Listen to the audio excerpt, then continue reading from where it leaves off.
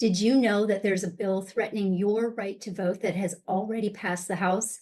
So it's called H.R. 22, the SAVE Act. And it sounds really harmless, right? But don't be fooled. This is one of the biggest voter suppression bills in modern history. Hi, I'm Lorena. And today I need to talk to you really frankly about how this legislation threatens the fundamental voting rights for millions of Americans, including women and legal immigrants, and really anyone who has had a name change. This isn't just another policy debate, it's a direct hit on our democracy. If you look at the category of women alone, that represents approximately 81.7 million who are registered to vote in 2020, that particular election cycle, and it's probably a lot higher now. That's more than enough, obviously, to change any outcome of any election. So consider how many of those might have changed their name due to marriage or divorce. The estimate is around 69 million, and yeah, I did say estimate. That number isn't confirmed, but it is widely recognized.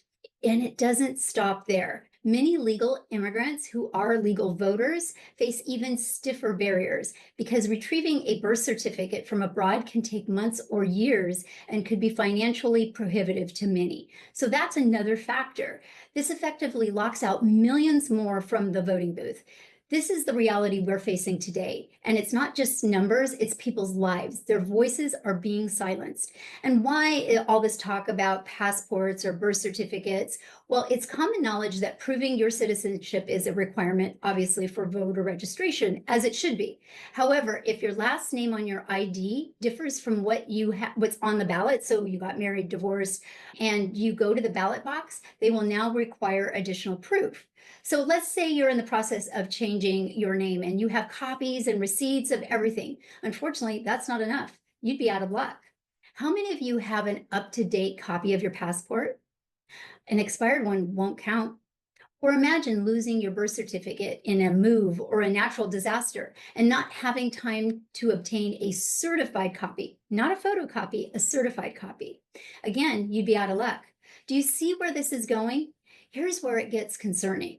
It was a deliberate, sneaky, fast-track passage through the House, bypassing extensive debate and public scrutiny.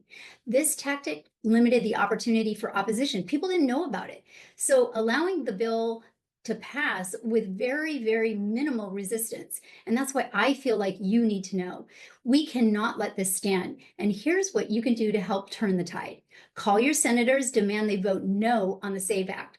Our voices must be heard loud and clear. And by the way, when we do this, change has happened, a lot of change recently. In the meantime, verify your voter registration. Ensure that your details are correct. Help others around you do the same, especially those who might be affected by these changes.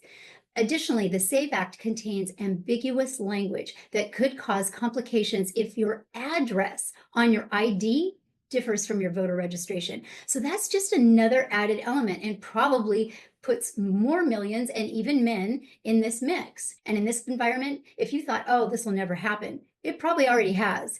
Watch out for my next video on how a well-known white Canadian actress was detained by ICE for 12 days.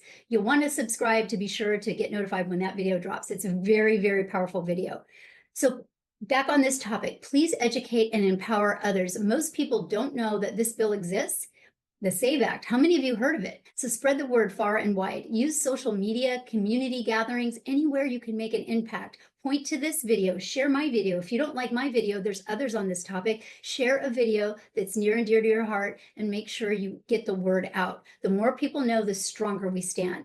They want you to get frustrated, to give up and not vote. Don't let them stop you. So why the urgency in my voice? Because it already passed the House. We don't have time to wait. If this bill becomes law, millions of legal voters could be turned away at the polls. And since it's already passed the House, it is urgent.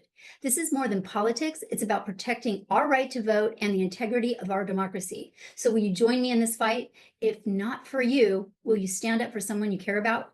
Don't forget to like and subscribe so you can keep up to date on what's happening and what you can do about it.